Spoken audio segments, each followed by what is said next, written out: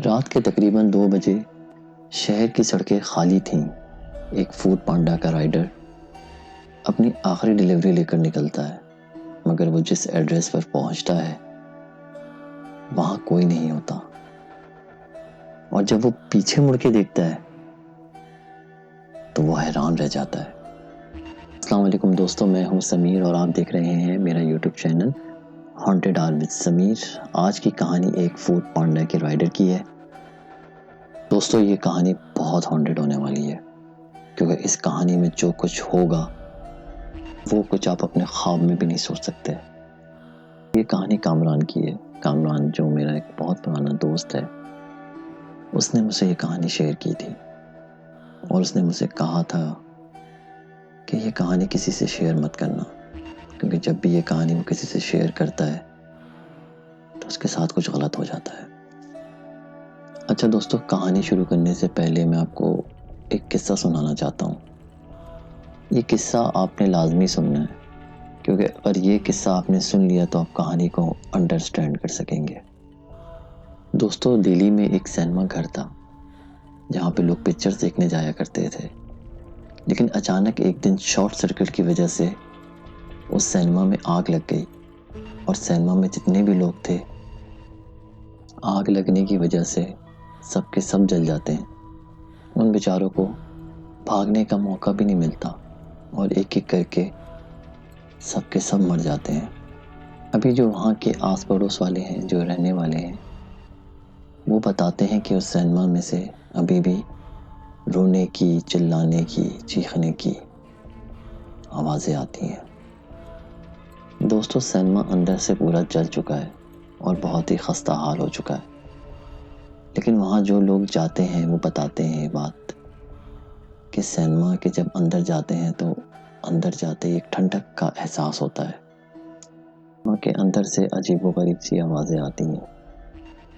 لوگوں کا یہ ماننا ہے یہ انہی لوگوں کی آوازیں ہیں جو جل کر مر چکے تھے، اور ان لوگوں کی روحیں ابھی بھی اس سینما گھر میں موجود ہیں۔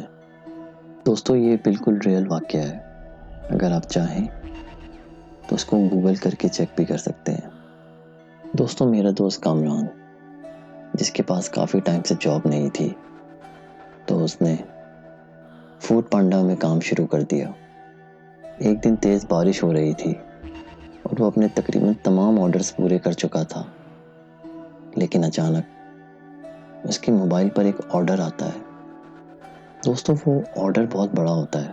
اس کے اندر برگرز، پیزا، بریانی، کڑھائی، آئس کریم، نہ جانے کیا کیا اس کے اندر ایڈ ہوتا ہے۔ بہت بڑا آرڈر ہوتا ہے وہ، اور کامران بھی حیرت کرتا ہے اتنا بڑا آرڈر آ گیا ہے۔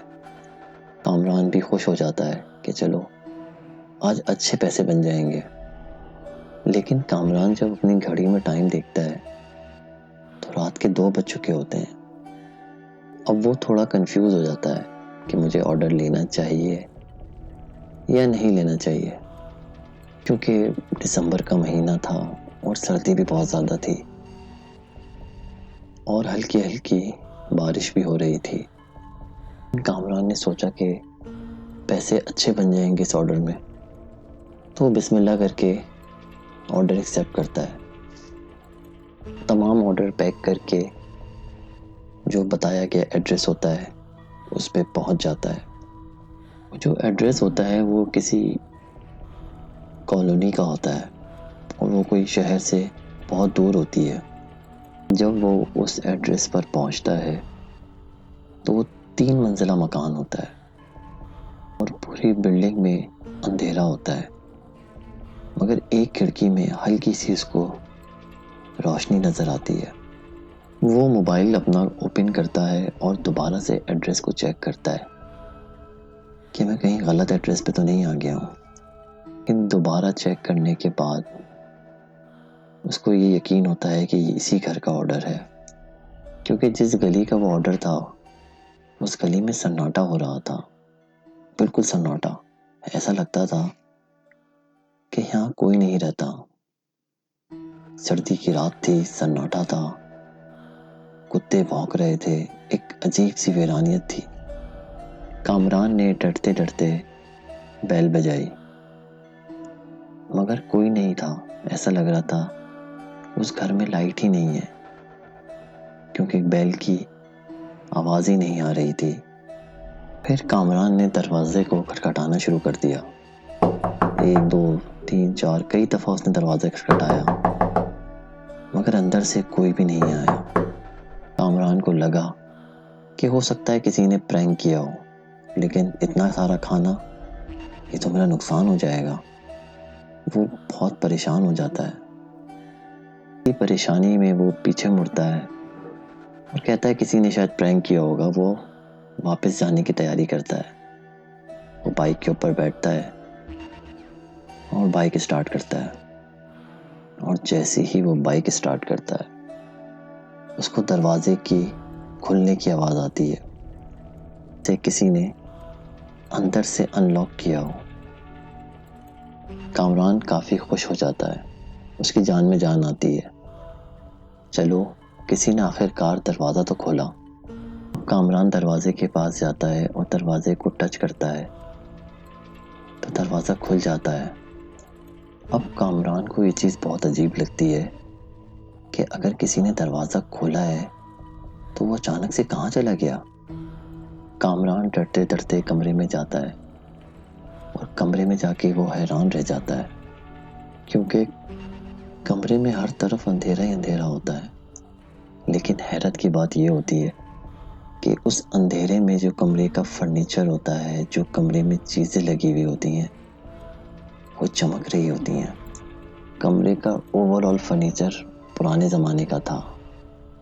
پرانے زمانے کے صوفے تھے، پرانے زمانے کا ٹی وی تھا، گول اسکرین والے جو ٹی وی ہوتے تھے پہلے زمانے میں، اس طرح کا فرنیچر تھا اس گھر میں.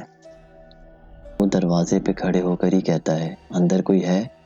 آپ نے کھانا آرڈر کیا تھا، میں فوڈ پانڈا سے آیا ہوں، آپ کا آرڈر ہے، کون ریسیو کرے گا کھانا؟ مگر کوئی نہیں آتا، کسی کی کوئی آواز نہیں آتی. مگر ایک کالی بلی اس کو نظر آتی ہے. اس کے سامنے سے گزرتی ہے اور دوسرے کمرے کے اندر داخل ہو جاتی ہے. اور جب وہ بلی اس دوسرے کمرے میں داخل ہوتی ہے تو وہاں چھوٹے چھوٹے بچوں کی رونے کی آوازیں آنے لگتی ہیں. اب اس کو سچ میں ڈر لگ رہا ہوتا ہے کیونکہ رات کے تقریباً 2:30-3 بج رہے ہوتے ہیں. اب وہ ڈرتے ڈرتے اس کمرے میں داخل ہوتا ہے اور جب وہ اس کمرے میں داخل ہوتا ہے تو وہاں پہ 3-4 سال کی 2 لڑکیاں موجود ہوتی ہیں جن کا منہ دیوار کی طرف ہوتا ہے. کامران غصے سے کہتا ہے کب سے باہر دروازہ کھٹکھٹا رہا ہوں، آپ لوگ دروازہ بھی نہیں کھول رہے ہیں، آپ لوگ کا کھانا ٹھنڈا ہو رہا ہے، آپ پلیز میرے پیسے مجھے دیں اور مجھے واپس جانا ہے. لیکن ان لڑکیوں کی کوئی آواز نہیں آتی، بالکل خاموشی ہوتی ہے. کامران کہتا ہے کچھ تو بولو، کون پیسے دے گا اس آرڈر کے، کون ریسیو کرے گا یہ آرڈر؟ لیکن کسی کی کوئی آواز نہیں آتی. پھر کامران ان بچیوں کو غصے سے کہتا ہے کہ مجھے میرے پیسے دو، بلاؤ اپنی ممی کو. وہ لڑکیاں پیچھے مڑتی ہیں اور اپنی پوری گردن کامران کی طرف کرتی ہیں اور ان کی آنکھیں لال ہو جاتی ہیں. وہ دونوں لڑکیاں کامران کے پاس آ کر ایک ساتھ کہتی ہیں ممی آپ کے پیچھے کھڑی ہوئی ہے، لے لو پیسے ان سے. کامران بہت ڈر جاتا ہے ان کی مڑی ہوئی گردن دیکھ کر اور ان کی لال آنکھیں دیکھ کر، اور وہ ڈرتے ڈرتے پیچھے دیکھتا ہے. وہ پلٹ کر پیچھے دیکھتا ہے تو ایک عجیب سی عورت کھڑی ہوئی ہوتی ہے جس کی شکل بالکل فلیٹ ہوتی ہے. ہاں اس کے چہرے پر آنکھیں ہوتی ہیں، نہ ناک، نہ ہونٹ، نہ کان، کچھ بھی نہیں. جب کامران یہ منظر دیکھتا ہے تو وہ کھانا زمین پر گرا کر وہاں سے بھاگ جاتا ہے اور اتنی اسپیڈ میں بھاگتا ہے کہ پیچھے مڑ کر بھی نہیں دیکھتا. جب وہ گھر سے باہر آ کے بائک اسٹارٹ کر کے وہاں سے نکلتا ہے اس کے بائک کے شیشوں پہ وہی 2 لڑکیاں نظر آتی ہیں۔ بہرحال بڑی مشکلوں سے وہ اپنے گھر صحیح سلامت پہنچ جاتا ہے، اور گھر پہنچنے کے بعد کئی دن تک وہ شدید بخار میں رہتا ہے اور بہت ڈرا ہوا بھی ہوتا ہے۔ اس پورے واقعے کا ذکر اس نے اپنے گھر والوں سے نہیں کیا، البتہ اس کا ایک دوست آیا تھا، اس نے اس کو اپنے واقعے کے بارے میں سب کچھ بتایا۔ کچھ دنوں کے بعد کامران کا دوست اس علاقے میں گیا اور اس گھر کے بارے میں معلومات اکٹھا کرنا شروع کری۔ پتہ چلا کہ آج سے تقریباً 1.5-2 سال پہلے کی بات ہے کہ اس گھر میں ایک مرڈر ہوا تھا، 2 بچوں کا اور ان کی ماں کا۔ محلے والے بتاتے ہیں کہ یہ گھر ابھی خالی ہے اور اس گھر میں آوازیں سنائی دیتی ہیں، چیخنے کی، چلانے کی۔ تو دوستو، کیسی لگی آپ کو آج کی میری یہ کہانی؟ کامنٹس میں لازمی بتائیے گا۔ اور اگر آپ کے ساتھ بھی کوئی ہانٹڈ واقعہ ہوا ہے، کوئی ڈراؤنا واقعہ ہوا ہے، تو لازمی بتائیے گا۔ میں آپ کی سٹوری کو اپنے چینل پر ضرور شامل کروں گا۔